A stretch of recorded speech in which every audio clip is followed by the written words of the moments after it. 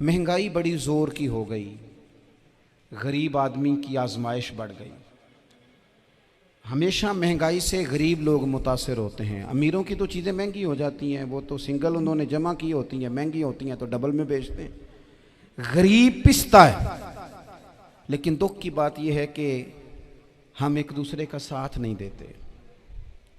मकरूज़ ज़हनी अज़ियत का शिकार है। 3 दिन है ना ईद के, तो एक जोड़े से भी गुजारे जा सकते हैं। हमने इस ईद पे कोशिश करनी है कि हमारी गली में, हमारे मोहल्ले में, हमारे दाएं बाएं थोड़ा सफ़र करें, बच्चों को देखें, सरकारी स्कूल से निकलते बच्चों को देखें, मसाजिद मदारस से निकलते बच्चों को देखें। हम ना एक एक दो दो का साथ दें। ये जितनी सियासी जमातें काम कर रही हैं, जिनकी हुकूमत थी, जिनकी है, पता नहीं कल किसकी आएगी। मैं तो ज़ाती तौर पर इनसे पूरा मायूस हूँ।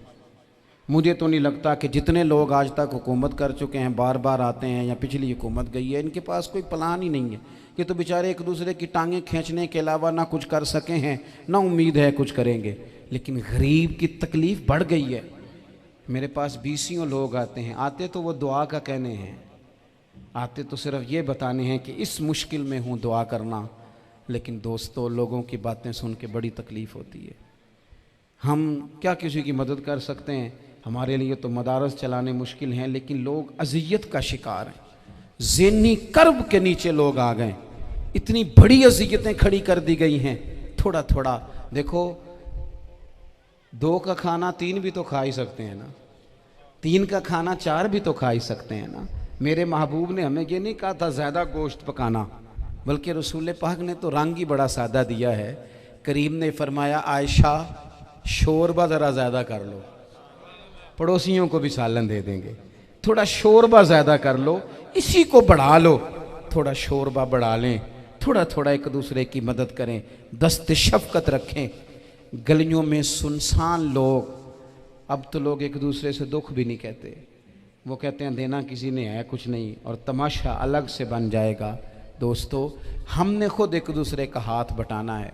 जो लोग साहिब सरवत हैं, देखो एक ही बाप की औलाद होती है, एक को अल्लाह बड़ा नवाज देता है, 2-3 कमज़ोर रह जाते हैं। उसको चाहिए वो दूसरों पे दस्ते शफ़क़त रखे। एक गली में सारे लोग एक ही कबीले के, एक ही इलाके के, एक आगे निकल गया है, उसे चाहिए वो दूसरों का ख्याल करे। ये ज़रूरी नहीं कि सामने वाला आपका शुक्रिया भी अदा करे। हज़रत आयशा सिद्दीक़ा रज़ी अल्लाह ताला अन्हा, अम्मा जी एक कनीज़ रखी हुई थी, हज़रत उस्मान गनी ने दी थी कि आपकी खिदमत करेंगी।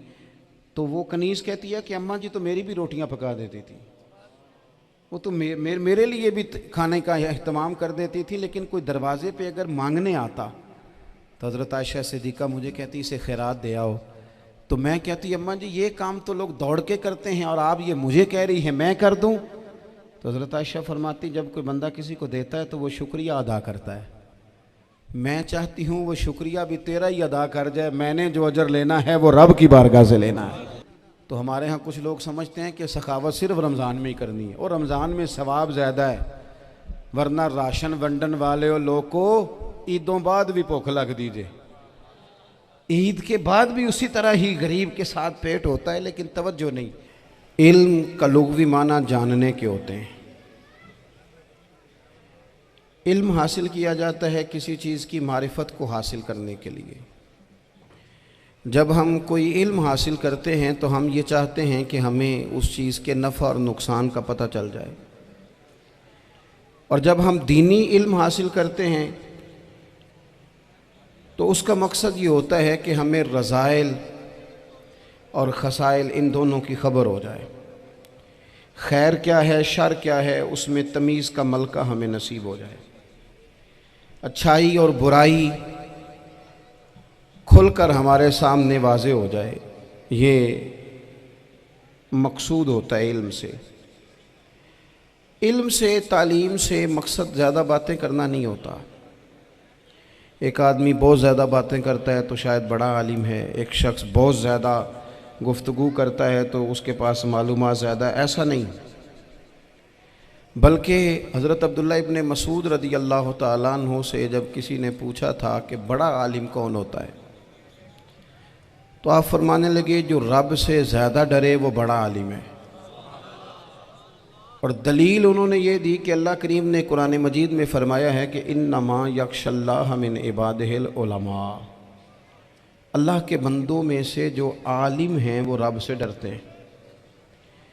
तो दीनी तालीम, उसकी मालूमात हासिल करने की कोशिश करें, सही करें। कुरान मजीद की एक आयत करीमा का कुछ हिस्सा जो मैंने तिलावत किया, उसमें अल्लाह करीम ने फ़रमाया अपने महबूब से, कहा वकुर रब्बि ज़िदनी इल्मा, ए महबूब आप मेरी बारगाह में ये दुआ मांगें, आप ये अर्ज़ करें कि ए रब मेरे इल्म में इजाफ़ा कर दे, ए मालिक मेरे इल्म में इजाफ़ा कर दे। बहुत सारी चीज़ें ऐसी होती हैं जिनकी ज़्यादती ठीक नहीं होती, वो ज़्यादा हो जाए तो नुकसान करती हैं, लेकिन इल्म एक ऐसी चीज़ है कि जिसके बारे में रब करीम ने कहा कि महबूब आप दुआ मांगें कि आपको ज़्यादा इल्म दिया जाए। और फिर इल्म एक ऐसी चीज़ है कि कोई भी आदमी ये दावा ना करे कि मैंने अब बड़ा हासिल कर लिया है, मेरी अब तकमील हो गई है, मैं अब मुकम्मल हो गया हूँ।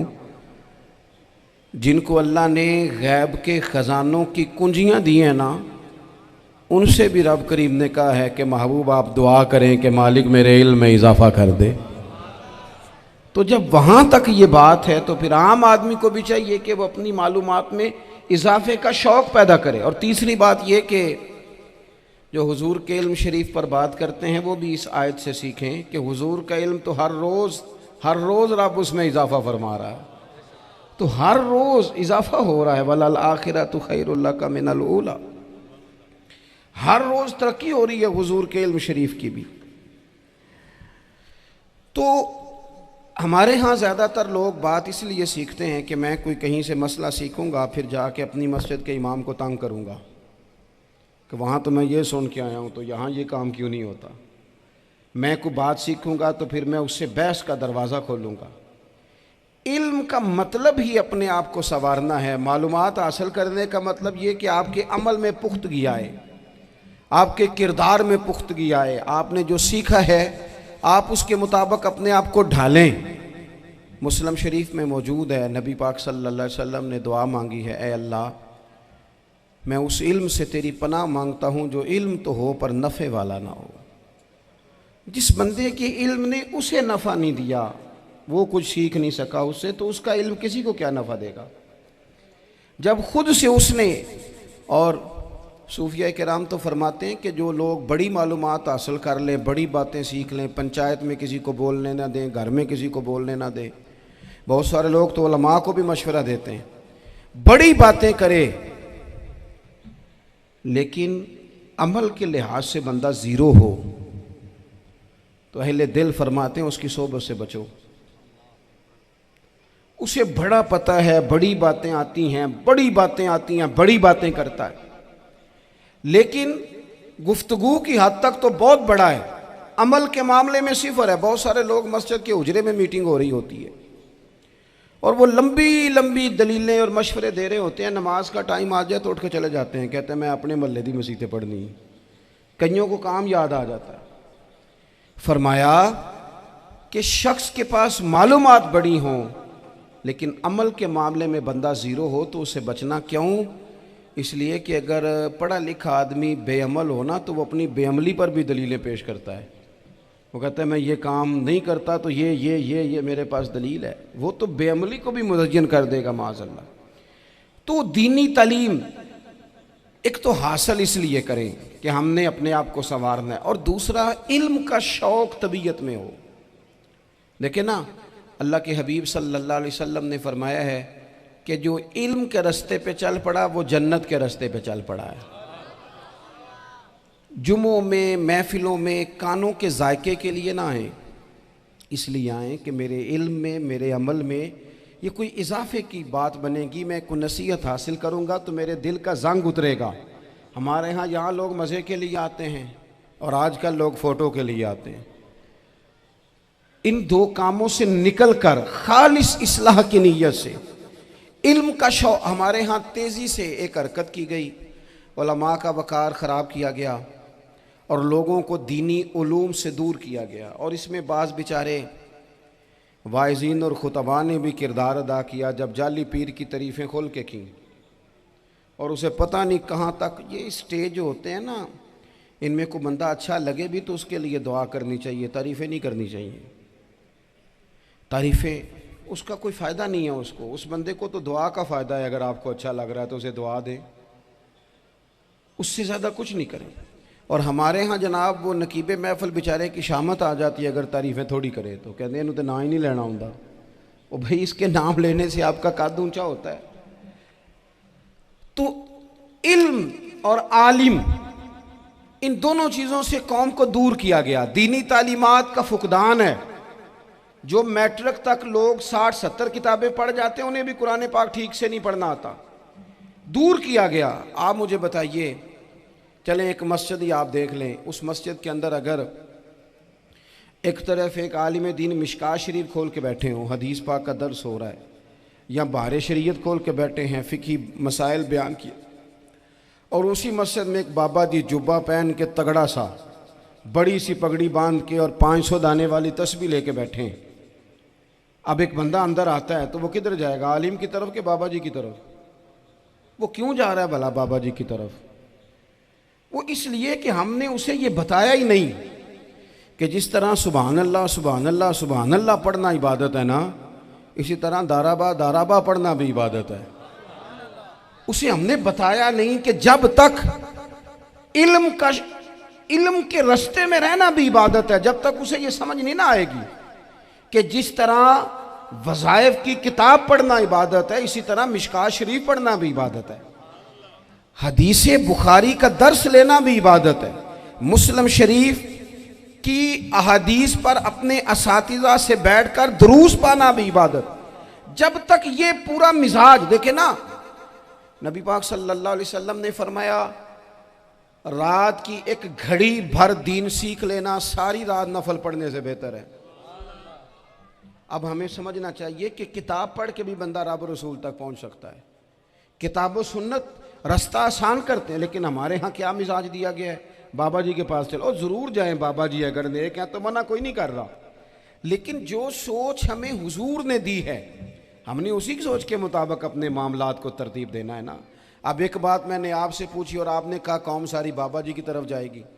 हदीस पाक किस तरह है, अल्लाह के महबूब मस्जिद शरीफ में तशरीफ़ लाए, दोनों जानिब लोगों के हलके बने हुए हैं, लोग बैठे हुए हैं, एक हलके में लोग अल्लाह की याद कर रहे हैं, जिक्र हो रहा है, एक हलके में बैठ के एक आलिम किताब व सुन्नत का दर्स दे रहे हैं, एक सहाबी और बाकी सुन रहे हैं।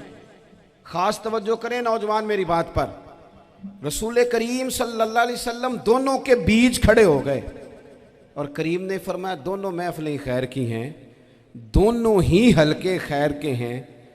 और फिर हुजूर फरमाने लगे मुझे चूँकि रब ने उस्ताद बना के भेजा है, मैं चूँकि मुअल्लिम बन के आया हूँ, यतलु अलैकुम आयातिना व युज़क्कीकुम, मैं चूँकि किताब व सुन्नत की तालीम के लिए आया हूँ। ये लफ्ज़ कहते कहते हुजूर उस जमात में बैठ गए जो दीन पढ़ और पढ़ा रही थी। हुजूर वहाँ बैठे जहाँ बात दीन की हो रही, जहाँ लोगों को अल्लाह रसूल की बात बताई जा रही। तो जुमे में वक्त पे आएँ, अपनी दीनी मालूमात मजबूत करें और अपने लिए मजबूत करें। मैं आपको बड़े दर्द से ये बात अर्ज़ करता हूँ, अगर दिन में 100 लोग मसला पूछते हैं ना शरीयत का, तो उनमें 95 लोग वो होते हैं जो तलाक का मसला पूछते हैं। वालिद साहब ने, बेटी के वालिद साहब ने 2 महीने पहले आर्डर दिया होता है फर्नीचर का। बेटे की शादी हो तो महीना पहले शेरवानी वाले को भी कहना पड़ता है, गाड़ियां बुक करानी पड़ती हैं, मैरिज हॉल बुक, ये सारे लवाजमात हम करते हैं। सारा कुछ किया, गाड़ी से घर बसना है, मैरिज हॉल से बसना है, फर्नीचर से बसना है, हमने सारा कुछ उनको बताया। लेकिन काश 2 घंटे बच्ची किसी मुअल्लिमा के पास जाती, बच्चा किसी उस्ताद के पास जाता, निकाह तलाक के मसले भी सीखते।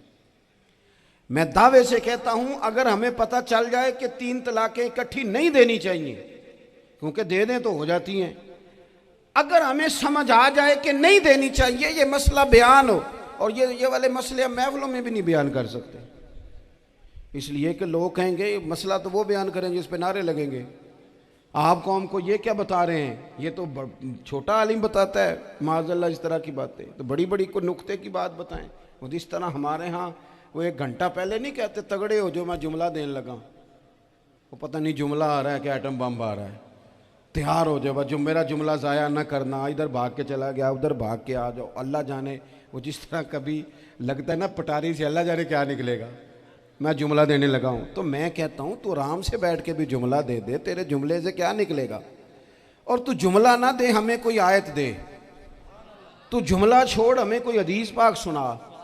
यानी हर नकीब, हर खतीब, हर नात खा उठ के कहता है सारा कुरान ही हुजूर की तारीफ है। और भाई अगर सारा कुरान हुजूर की तारीफ है तो चंद आयतें पढ़ दे फिर तू भी। तूने पढ़ी तो एक भी नहीं और तू कहता जा रहा है सारा कुरान ही हुजूर की तारीफ है। ये वाली तारीफ भी तो सुनाना कौम को, जो ये बच्चे इनके उस्ताद इन्हें सिखा रहे हैं और ये सीख रहे हैं, इस तरफ भी तो सफ़र करें। तो मेरे अजीज, अगर लोगों को मसाइल का पता चले तो सैकड़ों घर बच जाएं तबाह होने से, बड़े बड़े घर बच जाएं, लेकिन मसाइल नहीं आते। मेरे पास मसला पूछने के लिए कुछ लोग आ गए तो 4-5 साल का बच्चा भी था जिसके वालिद ने गुस्से में अपनी बीवी को 3 तलाकें दी थी। तो छोटा सा बच्चा, कपड़े भी फटे पुराने, और हालत बता रही थी कि गरीबी है।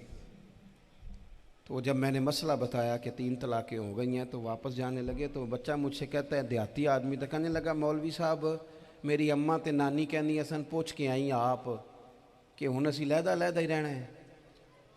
तो उस बच्चे की नौनिहाल की वो कैफियत देखी तो मैं रो पड़ा। मैंने कहा यार ये बच्चा बेचारा माँ बाप के होते हुए ये यतीमों जैसी ज़िंदगी गुजारेगा क्योंकि बाप ने तलाक दे दी। किस तरह मसाइल नहीं बताए लोगों को, तालीम से आगाह ही नहीं किया। और इसमें बहुत बड़ा जुल्म है उन लोगों का भी जो जनाजे पे खड़े होके तो कह देते हैं, मेरी तरह के लोग अच्छे उलमा की बात नहीं करता, वो कह देते हैं देखो जिन लोगों को जनाजा नहीं आता, भैया आपने किस दिन इशा के बाद क्लास लगाई थी जनाजा सिखाने की? ये तो आपने कह दिया लोगों को कुरान जी ठीक नहीं आता। तो यहाँ तो बेचारी बीबियाँ जिनको सही पढ़ना नहीं आता वो मिशन बना लेती हैं कि मैंने इतने 100 को कुरान पाक पढ़ाना है, बेवा हो गई हूँ, तलाक याफ्ता हो गई हूँ, सारी ज़िंदगी कुरान पढ़ाऊँगी। हम क्यों ये मिशन नहीं बनाते, क्यों इस तरफ सफ़र नहीं करते? एक तो दीनी मालूमात में, दीनी उलूम में अपने आप को लगाएं और ज़ौक़ पैदा करें कि जो चीज़ें मुझे नहीं आती मैंने वो सीखनी है, जो मामलात मुझे नहीं आते मैंने उनकी तरफ सफ़र करना है। एक तो अपना ये मिजाज बनाएं। और जब आप दीनी उलूम सीखते हैं तो पता है कौन सा मंज़र कायम होता है? मंज़र वो बनता है कि हज़रत अबू हुरैरा भी दीन सीखा करते थे, हज़रत अब्दुल्ला इब्ने उमर भी असहाबे सुफ़ा में रहा करते थे, हज़रत अनस बिन मालिक भी रहा करते थे। और ऐसा मंज़र बनता है कि हज़रत सैयदा खतीजतुल कुबरा रज़ी अल्लाह तआला अन्हा फरमाती हैं, सैयदा फ़ातिमा हुजूर की गोद में बैठी होती थी और नबी पाक से बातें पूछती थी और हुजूर उन्हें बता रहे होते थे। सैयदा आयशा हुजूर से दीन की बातें पूछती। चौथा हिस्सा हमारी फ़िक़्ह के उसूल हज़रत फ़ातिमा की, हज़रत आयशा सिद्दीक़ा की मरवियात पर मबनी है। अगर हमारी बच्चियां छोड़ दें डाइजेस्ट पढ़ना, छोड़ दें इधर उधर की मूवी देखना और वो किताब व सुन्नत पर आ जाएं तो बहुत सारे मसाइल ऐसे हैं जो उलझने से पहले ही सुलझे हुए हों। दीनी तालीम का मिजाज और ज़ौक़। और दूसरी आयत करीमा मैंने तिलावत की, अल्लाह करीम ने कुरान मजीद में फरमाया, या अय्युहल्लज़ीना आमनू कू अनफुसकुम व अहलीकुम नारा, है ईमान वालों खुद भी दोज़ख की आग से बचो और अपने घर वालों को भी बचाओ। ओ वालिद, वो माँ जो बच्चों को भूख से बचाने के लिए मेहनत करती है, उनको मायूसी से बहुत सारे माँ बाप ऐसे होते हैं जिनके पास कपड़े लेने के पैसे नहीं होते ईद पे। क्यों? अजान शुरू होगी जी।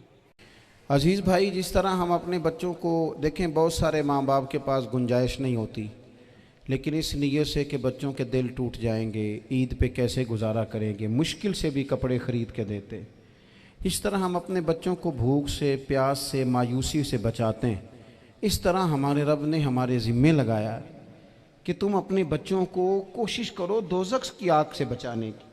हज़रत उमर फ़ारूक रज़ी अल्लाह तआला अन्हु ने अर्ज़ किया था, या रसूल अल्लाह सल्लल्लाहु तआला अलैहि वसल्लम, इस आया करीमा का माना क्या है?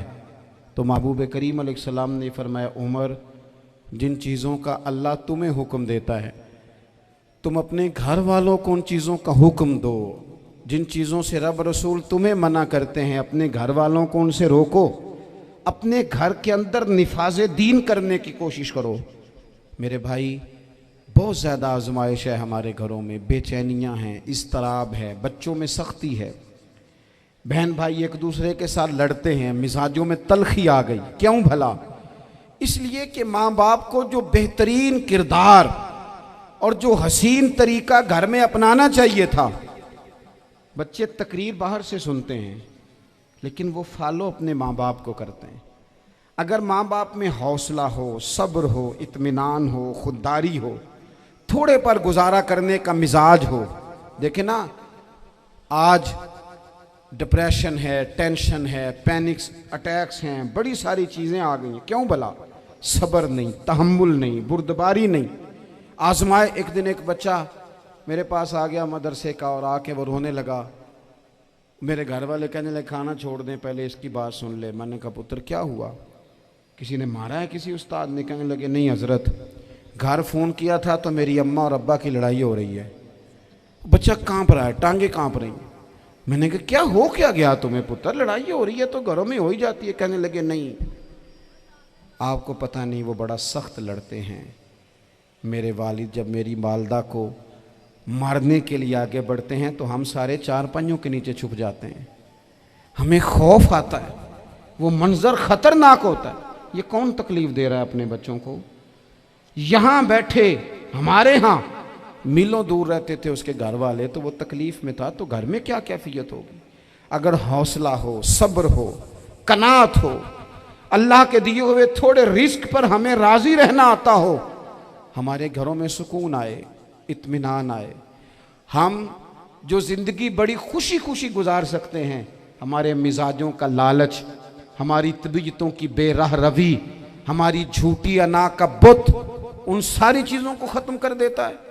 अपनी ज़िंदगी के अंदर अगर हम वो किरदार अपने बच्चों को दें, जिस किरदार में मोबाइल भी हो, जिसमें गाड़ी भी हो, जिसमें पैसे भी ला के अब्बा दराज में रखता हो, लेकिन वालिद का घर में मुसल्ला भी मौजूद हो, उसकी कोई तस्बीह भी हो, वो ये भी कहता हो कि खुदा ने अपने फजल से आज 5,000 दिया है तो इसमें 1,000 गरीबों का भी है, इसमें थोड़ा सा मैंने अल्लाह की रिजा के लिए भी रखा है। अगर कोई मुश्किल आ जाए तो वो बाप और माँ को सब्र करता हुआ देखते हो। अगर एक बाप कर बात करे तो दूसरा बर्दाश्त करता हो। खुदारा अपनी औलादों को इस अजियत का शिकार न करो। अपने घरों के अंदर वो खुददारी, वो प्यार, वो वक़ार, वो मोहब्बत, वो अंदाज। आप थके हुए हैं, कोई शक नहीं, आप बहुत सारे मसाइल का बाहर शिकार होंगे, कोई शक नहीं, लेकिन आप बाहर से थक के आए हैं। और अगर आप बाहर अपनी फैक्ट्री के मालिक हैं और दफ्तर के बड़े हैं तो घर में भी तो आप बड़े हैं ना। आपकी माँ भी तो इंतज़ार कर रही है, उसने भी तो दुखड़ा सुनाना है ना आपको। आप ये देखिए कि आपके बच्चे भी तो इंतज़ार कर रहे हैं, वो चाहते हैं कि अब्बा आके बैठे तो हम उनके सीने पे चढ़ के थोड़ा खेलें। आपकी अहलिया मुंतज़िर हैं। कुछ बातें बीवी किसी और से नहीं कह सकती, सिर्फ अपने शौहर से कहती है, लेकिन वो तो आते ही जलाल में आ गए साहब। वो कहने लगे तू बड़ी नालायक है, मैं थका मांदा आया हूं और तूने मुझे कहानी सुना दी है। वो उस खातून से शिद्दत के साथ पेश आने लगे। मेरे रसूल पाक की हयात नूर को देखो, हज़रत उम्मे ऐमन हुज़ूर की रज़ाई वालदा हैं, उनकी भी खिदमत हो रही है। हज़रत हलीमा सादी आ रही हैं तो खिदमत हो रही है। हज़रत अब्बास हुज़ूर के चचा हैं तो करीम फरमाते हैं मेरे चचा हैं बाप की जगह पे। हुज़ूर दोस्त अहबाब सहाबा ग़ुलामों सब के साथ प्यार कर रहे हैं। 9 अज़वाजे मुतहरात हैं घर के अंदर। और कैफियत ये है कि हुज़ूर सिर्फ उनकी ज़रूरतों का ही ख्याल नहीं करते, ख्वाहिशात का ही ख्याल नहीं करते, बल्कि मेरे करीम का तरीका ये है कि कोई बंदा आज बोल क्या रहा है, वो कहाँ खड़ा है, आज उसके जुमले किस तरह के हैं, उसका लहजा किस तरह का हो गया है और उसे ठीक कैसे करना है, महबूब इसका ख्याल फरमाते, तवज्जो करते। मैं कहता हूँ कि हम सबको शौक़ आया है आराम करने का। मैं सुबह 11 बजे से पहले अपने घर से निकल आया था और ये वक्त आ गया है और रात को खुदा जाने किस वक्त घर पहुंचना है। कई दफ़ा कैफियत ये होती है कि गाड़ी से उतरते हैं तो फिर दिल करता है कि कोई उठा के चलाए ना कभी। इसके बावजूद बहुत सारे लोग नाराज़ रहते हैं कि हमसे मिल के नहीं गए, फ़ोटो नहीं खिंचवा के गए, फलानी जगह चाय नहीं पी के गए। ये तसलसल है। लेकिन मैं जितना मर्जी थका मांदा घर जाऊंगा ना, कभी ऐसा नहीं हुआ कि मैं घर जाऊं तो बड़ी टेंशन में जाऊं।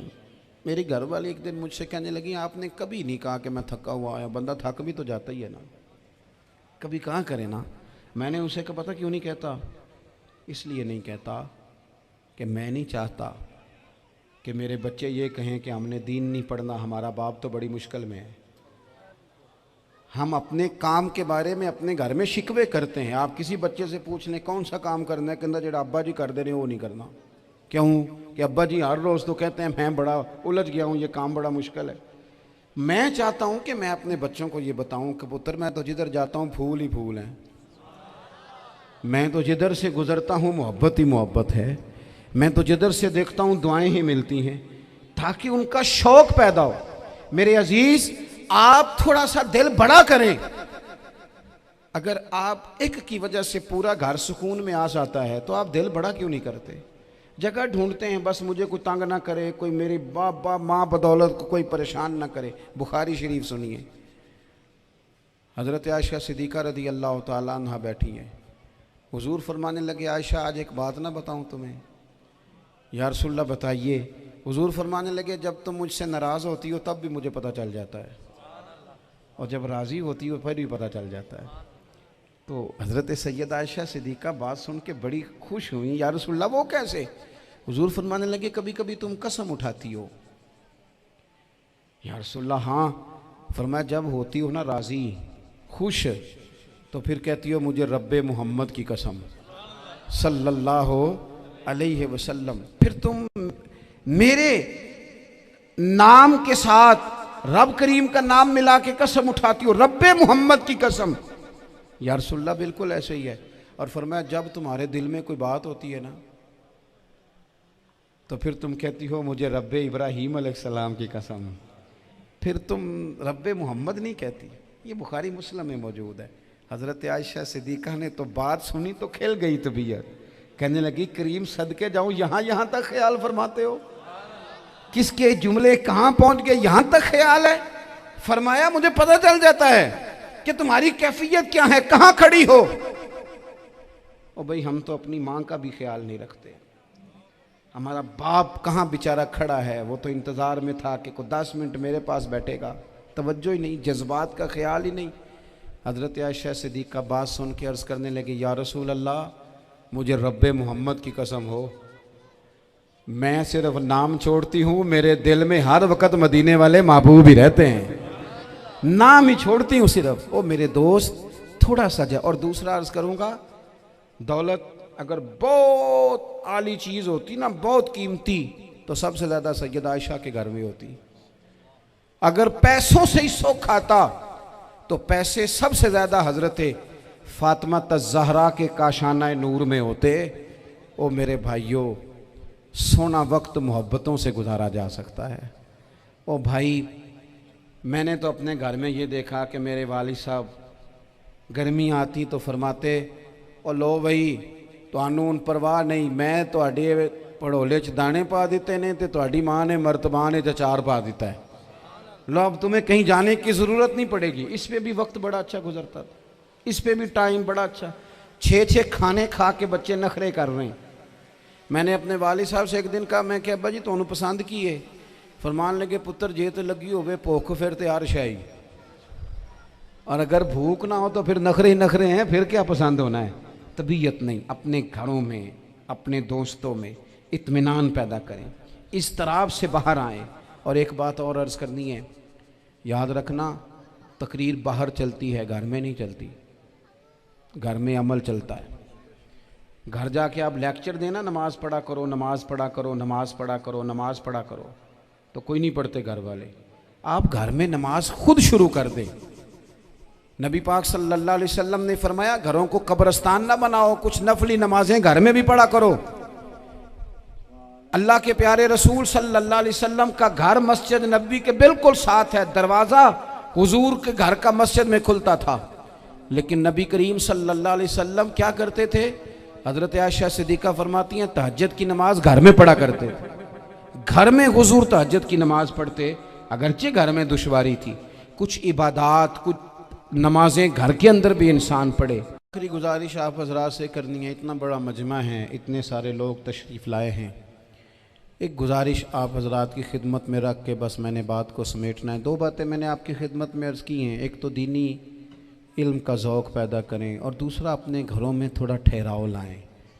थोड़ा सा अपने ये बच्चों के दस्तार फजीलत का इज्तिमा था, इसलिए मैंने ये बात अर्ज़ की, अपने घरों में थोड़ा हौसला कनात लाएं। हज़रत आयशा सिद्दीक़ा रज़ी अल्लाह तआला अन्हा फरमाती हैं ऐसा नहीं था कि हमारे घर के अंदर माल नहीं आता था, अल्लाह के फजल से बड़ा कुछ आता था, लेकिन फरमाती हम इसार कर दिया करते थे। हुजूर का मिजाज इसार कर देने का है। याद रखना, शम्मा से अगर कई शम्मे जल जाएं तो इसकी रोशनी में कभी कमी नहीं आती। हज़ारों दिए भी जल जाएं तो ये दिए मांद नहीं पड़ते। महंगाई बड़ी ज़ोर की हो गई, गरीब आदमी की आजमाइश बढ़ गई। हमेशा महंगाई से गरीब लोग मुतासिर होते हैं। अमीरों की तो चीज़ें महंगी हो जाती हैं, वो तो सिंगल उन्होंने जमा की होती हैं, महंगी होती हैं तो डबल में बेचते हैं। गरीब पिसता है। लेकिन दुख की बात यह है कि हम एक दूसरे का साथ नहीं देते। मकरूज़ ज़हनी अज़ियत का शिकार है। 3 दिन है ना ईद के, तो एक जोड़े से भी गुजारे जा सकते हैं, एक से भी।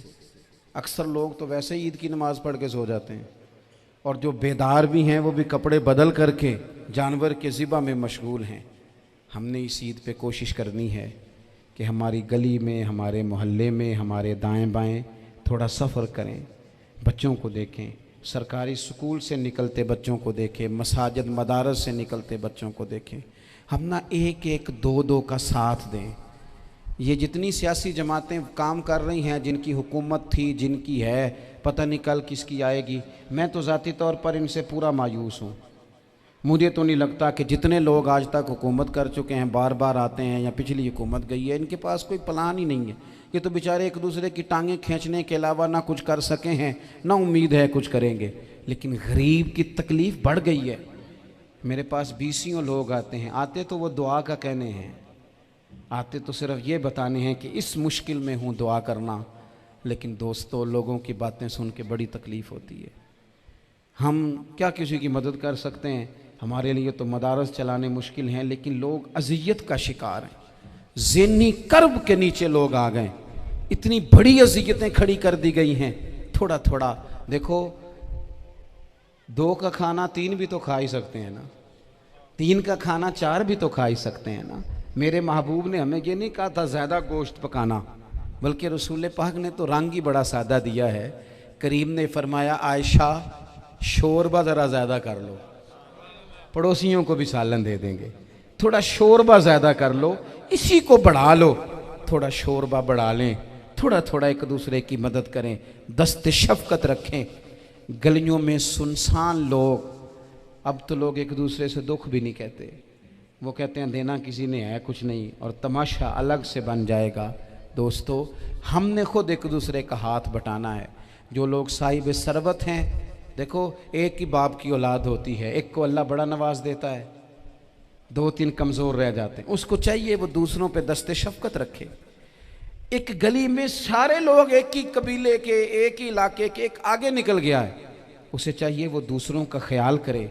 अज़ीज़ भाइयों, हमने इस कमर तोड़ महंगाई के दौर में, मैंने जुमे में अमीर लोगों से कहा था कि कुर्बानियाँ करनी तो है ही, तो तुम तो सारा साल गोश्त खाते हो।